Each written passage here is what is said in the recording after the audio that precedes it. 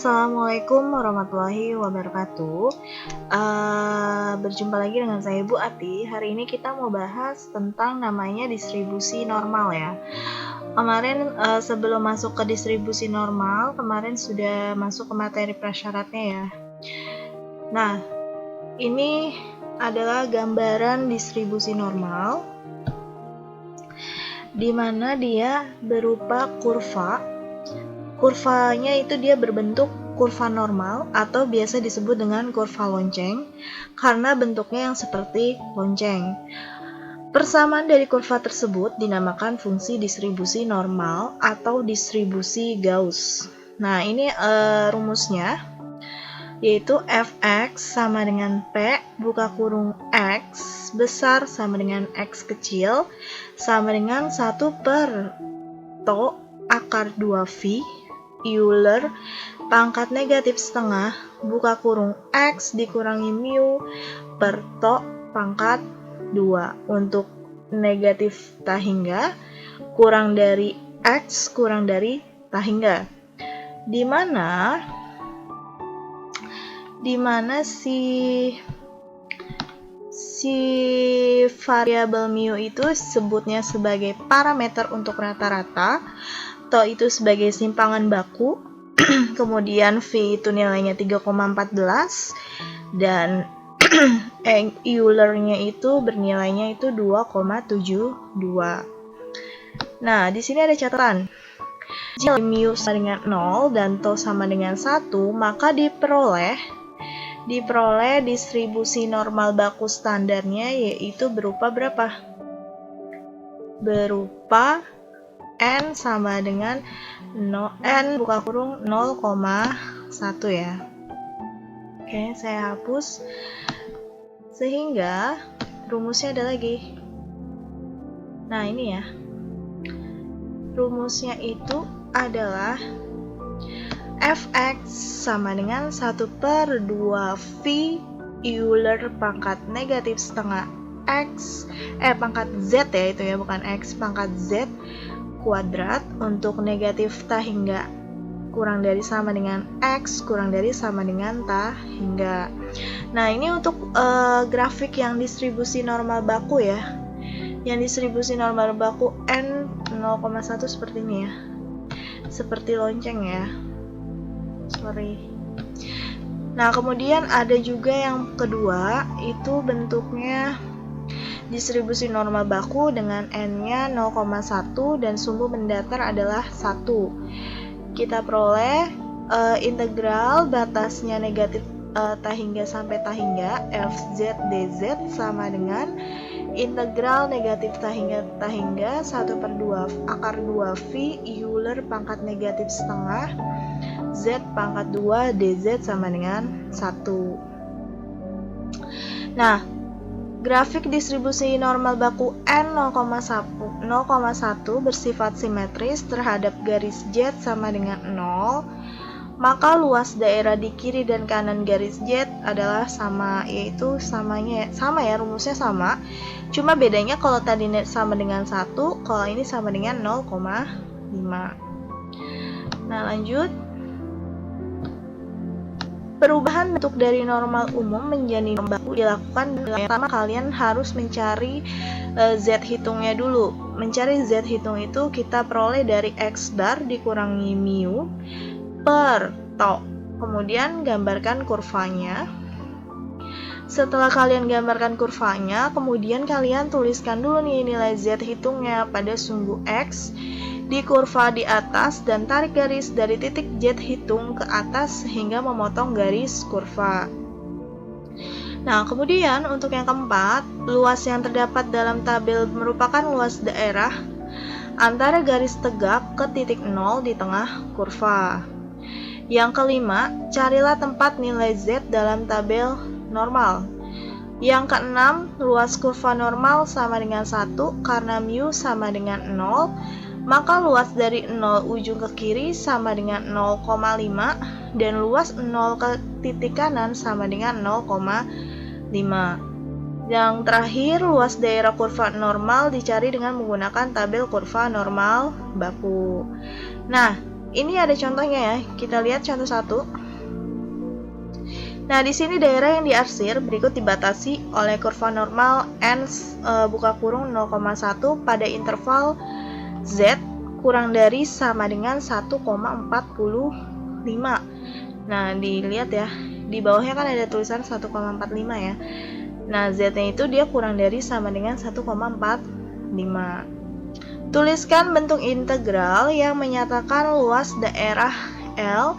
Kemudian yang B, tentukan luas daerah L dengan menggunakan tabel distribusi normal baku. Nah, berarti langkah awalnya gimana? Langkah awalnya adalah kalian mencarinya dengan rumus yang sudah ada ya, yaitu rumusnya yaitu 1 per yang ini nih, 1/2 akar 2 V Euler pangkat negatif setengah Z pangkat 2. Nah, karena dia dibatasi dengan Z-nya itu 1,45, Z kurang dari sama dengan 1,45, maka luasnya tinggal kita masukin ya, negatif tak hingga integral negatif tak hingga sampai 1,45 FZ dz sama dengan integral negatif tak hingga 1,451 per akar 2 V Euler negatif setengah Z pangkat 2 dz. Sampai sini sudah selesai karena dia hanya menentukan bentuk integralnya. Nah, kemudian yang B, tentukan luas daerah L1 dengan menggunakan tabel distribusi normal baku. Nah, caranya kalian tentuin dulu nih di bawah kurva normal baku pada interval Z kurang dari sama dengan 1,45. Batasnya kan berarti negatif tak hingga dulu kan? Negatif tak hingga, kemudian batas kanannya itu 1,45. 1,45 itu sama dengan 1,4 ya, yang ini ya. 1,4 ditambah 0,05. Nah, kita lihat kolamnya. Kita lihat tabelnya ya, tabel distribusi normalnya nih seperti ini ya. Nah, tabel distribusi normalnya 1,4 itu di Z mana? Ada di sini kan nih. Nah, sebentar saya buletin. 1,4 ada di sini. Kemudian 0,05 ada di kepanjangan. Nah, berarti letaknya itu dia ada di mana? Di 0,9265 ya. Maka luas daerah L1 adalah 0,9265 diperoleh dari tabel distribusi normal baku. Paham? Paham ya? Nah, contoh lain. Cari P-nya itu Z-nya itu kurang dari 1,13 dan P-nya itu 0 kurang dari Z kurang dari 1,39. Untuk menyelesaikan ditempuh cara sebagai berikut. Nah, ini ya caranya. Negatif tak hingga sama 1,13. Karena Z-nya itu kurang dari, maka yang diarsir kan yang sebelah sana ya, yang sebelah sini nih. Sebelah sini kan, bener kan? Karena dia kurang dari. Untuk Z sama dengan 1,13. Nah, untuk yang 0 kan negatif tak hingga di sini. Kemudian di sini 0, di sini 1,39, maka 0 kurang dari Z kurang dari 1,39 berarti kan di sini kan di tengah-tengah. Maka yang diarsir yang sebelah sini. Seperti itu. Nah, kemudian kita lihat tabelnya. Kita lihat tabel distribusi normalnya ya. Untuk yang Z kurang dari 1,13 berarti dia kita fokusnya ke 1,1 nih yang sudah dilingkarin yang pertama. Yang ini 1,1 kemudian ditambah 0,03. Nah, berarti kan dia letaknya ada di mana? Di sini kan? Di 0,8708. Artinya didapatkan dari tabel distribusi normal baku itu hasilnya 0,8708. Nah, intervalnya itu dia negatif hingga 1,13 luas daerah di bawah kurvanya. Nah, kemudian yang untuk Z kurang dari 1,39. Berarti kan 1,39 itu 1,3. Ini 1,3 ditambah, aduh maaf mencong. Ditambah, aduh kok nggak lurus ya, sebentar. 1,3 nih. Nah, ditambah dengan 0,09. Berarti kan letaknya dia ada di sini ya. Di 0,9177 ya. 0,9177 di situ ya. Itu berdasarkan tabel distribusi normal. Kemudian maka yang untuk PZ kurang dari 1,13 itu 0,8708 sudah selesai. Nah, yang untuk P0 kurang dari Z kurang dari 1,39 berarti kan PZ kurang dari 1,39 itu tadi nilainya berapa? 0,9177 kan, berdasarkan tabel kan.